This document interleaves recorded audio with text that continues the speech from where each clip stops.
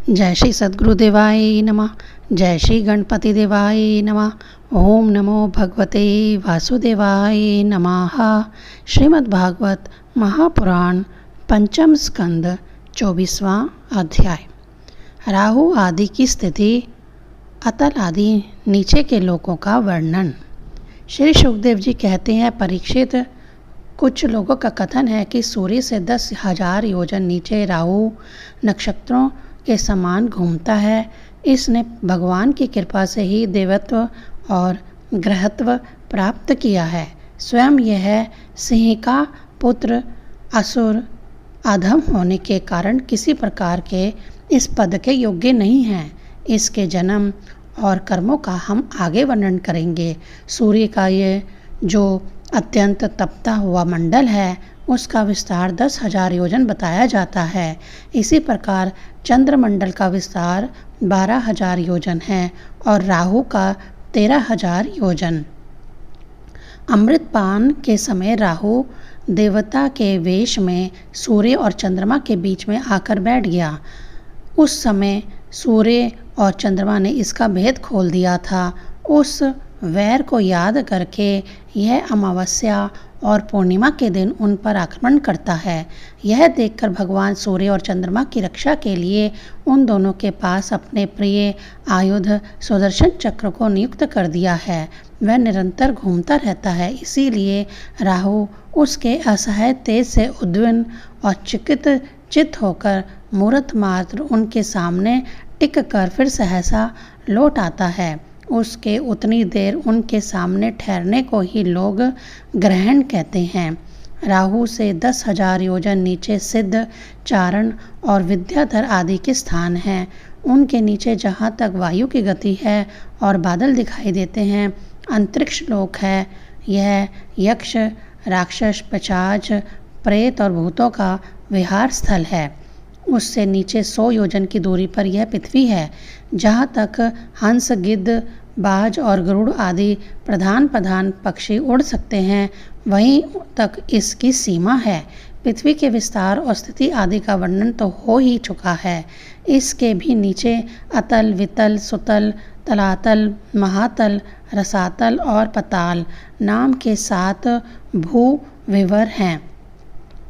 यह एक के नीचे एक 10,000 योजन की दूरी पर स्थित है और इनमें से प्रत्येक की लंबाई चौड़ाई भी 10,000 योजन ही है।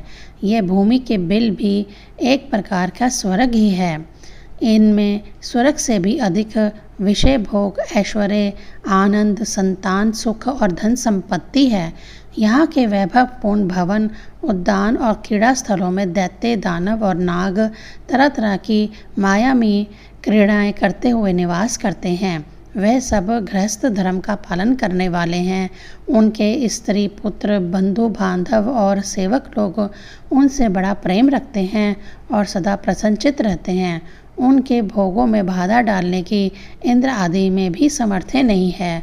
महाराज, इन बिलों में मायावी मय दानव की बनाई हुई अनेक पुरियाँ शोभा से जगमगा रही हैं, जो अनेक जाति की सुंदर सुंदर श्रेष्ठ मणियों से रचे हुए चित्र विचित्र भवन, परकोटे, नगर द्वार, सभा भवन, मंदिर, बड़े बड़े आंगन और ग्रहों से सुशोभित है तथा जिनकी कृत्रिम भूमियों यानी फर्शों पर नाग और असुरों के जोड़े एवं कबूतर, तोता और मैना आदि पक्षी कोलल करते रहते हैं। ऐसे पताल अधिपतियों के भव्य भवन उन पुरियों की शोभा बढ़ाते हैं। वहाँ के बगीचे भी अपनी शोभा से देवलोक के उद्यानों की शोभा को मात करते हैं। उनमें अनेकों वृक्ष हैं, जिनकी सुंदर डालियाँ फल फूलों के गुच्छे और कोमल कोपलों के भार से झुकी रहती हैं तथा जिन्हें तरह तरह की लताओं ने अपने अंग पाश से बांध रखा है। वहाँ जो निर्मल जल से भरे हुए अनेकों जलाशय हैं, उनमें विविध विहंगों के झोड़े विलास करते रहते हैं। इन वृक्षों और जलाशयों की सुषमा से वे उद्यान बड़ी शोभा पा रहे हैं। उन जलाशयों में रहने वाली मछलियाँ जब खिलवाड़ करती हुई उछलती हैं, तब उनका जल हिल उठता है। साथ ही जल के ऊपर उगे हुए कमल, कुमुद कुवल्ले, कहार, नीलकमल, लाल कमल और शतपत्र कमल आदि के समुदाय भी हिलने लगते हैं। इन कमलों के वनों में रहने वाले पक्षी अविराम क्रीड़ा केतु करते हुए भांति भांति की बड़ी मीठी बोली बोलते रहते हैं, जिसे सुनकर मन और इंद्रियों को बड़ा ही आनंद प्राप्त होता है। उस समय समस्त इंद्रियों में उत्सव सा छा जाता है। वहाँ सूर्य का प्रकाश नहीं जाता, इसलिए दिन रात आदि काल विभाग का कोई भी खटका नहीं देखा जाता। वहाँ के संपूर्ण अंधकार को बड़े बड़े नागों के मस्तकों की मणियाँ ही दूर करती हैं।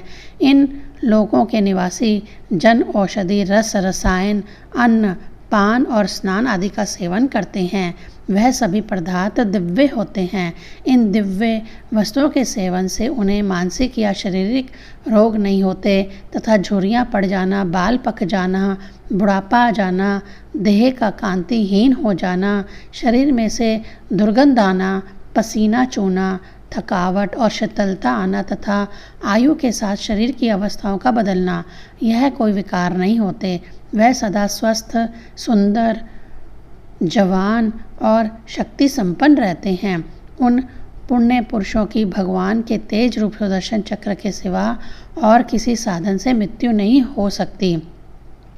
सुदर्शन चक्र के तो आते ही भय के कारण असुर मणियों का गर्भ और गर्भपात हो जाता है।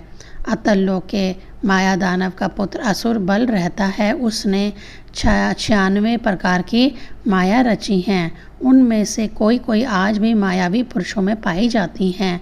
उसने एक बार जब बाई ली थी, उस समय उसके मुख से स्ववर्णी यानी केवल अपने वर्ण के पुरुषों से रमण करने वाली कामनी यानी अन्य वर्णों के पुरुषों से भी समागम करने वाली और पुष्चली अर्थात अत्यंत चंचल स्वभाव वाली 3 प्रकार की स्त्रियां उत्पन्न हुई। ये उस लोक में रहने वाले पुरुषों को हाटक नाम का रस पिलाकर संभोग करने में समर्थ बना लेती हैं और फिर उनके साथ अपनी हाव भावमयी चितवन, प्रेममयी मुस्कान, प्रेम आलाप और आलिंगन आदि के द्वारा यथेष्ट रमण करती हैं।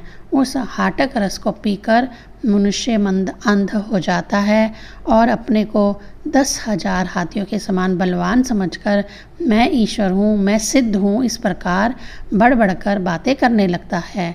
उसके नीचे वितल लोक में भगवान हाटकेश्वर नामक महादेव जी अपने पार्षद भूत गणों के सहित रहते हैं।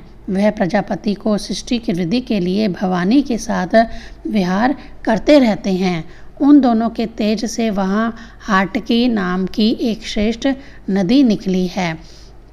उसके जल को वायु से प्रज्वलित अग्नि बड़े उत्साह से पीता है। वह जो हाटक नाम का सोना थूकता है, उससे बने हुए आभूषणों को दैत्य राजों के अंतःपुरों में स्त्री पुरुष सभी धारण करते हैं। वितल के नीचे सुतल लोक है। उसमें महायशस्वी पवित्र कीर्ति विरोचन पुत्र बलि रहते हैं। भगवान इंद्र का प्रिय करने के लिए अदिति के गर्भ से बटु बामन रूप में अवतीर्ण होकर उनसे 3 लोक छीन लिए थे। फिर भगवान की कृपा से उनका इस लोक में प्रवेश हुआ। यहाँ उन्हें ऐसी उत्कृष्ट संपत्ति मिली हुई है, वैसे इंद्रादि के पास भी नहीं है। अतः वह उन्हीं पूज्यतम प्रभु की अपने धर्म चरण द्वारा आराधना करते हुए यहाँ आज भी निर्भरता पूर्वक रहते हैं। राजन, संपूर्ण जीवों के नियंता एवं आत्मस्वरूप परमात्मा भगवान वासुदेव जैसे पूज्यतम पवित्रतम पात्र के आने पर उन्हें परम श्रद्धा और आदर के साथ स्थिर चित्त से दिए हुए भूमि दान का यही कोई मुख्य फल नहीं है कि बलि को सुतल लोक का ऐश्वर्य प्राप्त हो गया। यह ऐश्वर्य तो अनित्य है, किंतु वह भूमि दान तो साक्षात मोक्ष का ही द्वार है। भगवान का तो चीखने, गिरने और फिसलने के समय विवश होकर एक बार नाम लेने से भी मनुष्य सहसा कर्म बंधन को काट देता है, जबकि मुमुक्षु लोग इस कर्म बंधन को योग साधन आदि अन्य अनेकों उपाय का आश्रय लेने पर बड़े कष्ट से ही कहीं काट पाते हैं। अतएव अपने संयमी भक्त और ज्ञानियों को स्वरूप प्रदान करने वाले और समस्त प्राणियों के आत्मा श्री भगवान को आत्म भाव से किए हुए भूमि दान का यह फल नहीं हो सकता। भगवान यदि बलि को उसके सर्वस्व दान के बदले अपनी विस्मृति कराने वाला यह मायामय भोग और ऐश्वर्य ही दिया तो उन्होंने उस पर यह कोई अनुग्रह नहीं किया।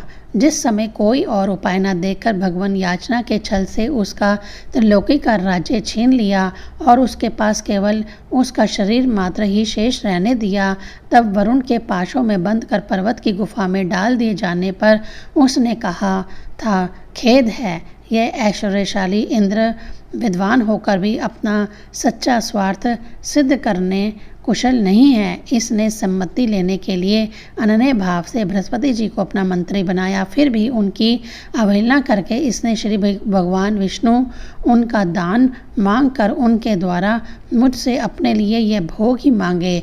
ये तीनों लोग तो केवल एक मनवंतक तक ही रहते हैं जो अनंत काल का एक अव्यय मात्र है।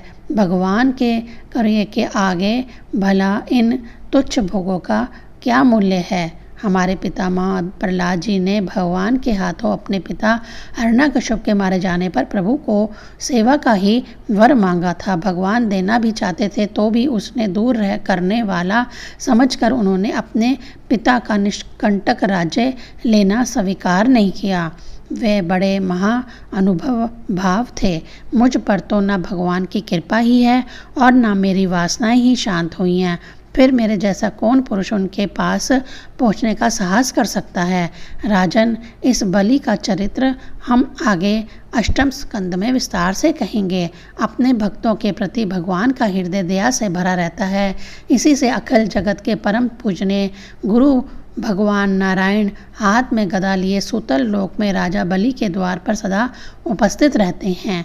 एक बार जब दिग्विजय करता हुआ घमंडी रावण वहां पहुंचा तब उसे भगवान अपने पैर के अंगूठे की ठोकर से ही लाखों योजन दूर फेंक दिया था।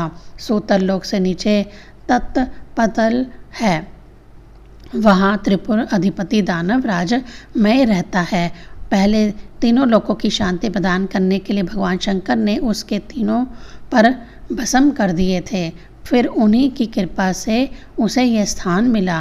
वह मायावियों का परम गुरु है और महादेव जी के द्वारा सुरक्षित है, इसीलिए उसे सुदर्शन चक्र से भी कोई भय नहीं है। वहाँ के निवासी उसका बहुत आदर करते हैं। उसके नीचे महातल में कसे उत्पन्न हुए अनेकों सिरों वाले सर्पों का क्रोधवर्ष नामक एक समुदाय रहता है। उसमें कुहक, तक्षक, कालिये और सुक्षेण आदि प्रधान हैं। उनके बड़े बड़े फन हैं। वह सदा भगवान के वाहन पक्षी राज गरुड़ जी से डरते रहते हैं, तो भी कभी कभी अपनी स्त्री, पुत्र, मित्र और कुटुंब के सहज से प्रमद होकर विहार करने लगते हैं। उसके नीचे रसातल में पाणी नाम के दैत्य और दानव रहते हैं। यह निवात, कवच, कल्ले और हिरण्यापुरवासी भी कहलाते हैं। इनका देवताओं से विरोध है।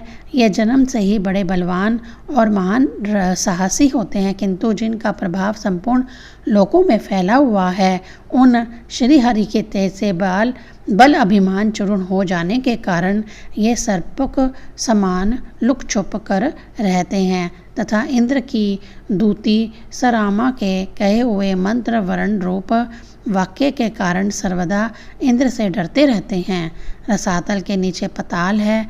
वहाँ शंख, कुलिक, महाशंख, श्वेत, धनंजय, दृष्टराज, शंखचूड़, कंबल, अश्वतर और देवदत्त आदि बड़े क्रोधी और बड़े बड़े फनों वाले नाग रहते हैं। इनमें वासुकी प्रधान हैं। उनमें से किसी के 5, किसी के 7, किसी के 10, किसी के 100 और किसी के 1000 सिर हैं। उनके फनों की दमकती हुई मणियाँ अपने प्रकार से पाताल लोक का सारा अंधकार नष्ट कर देती हैं। 24वां अध्याय संपूर्ण। ओम नमो भगवते वासुदेवाय नमः।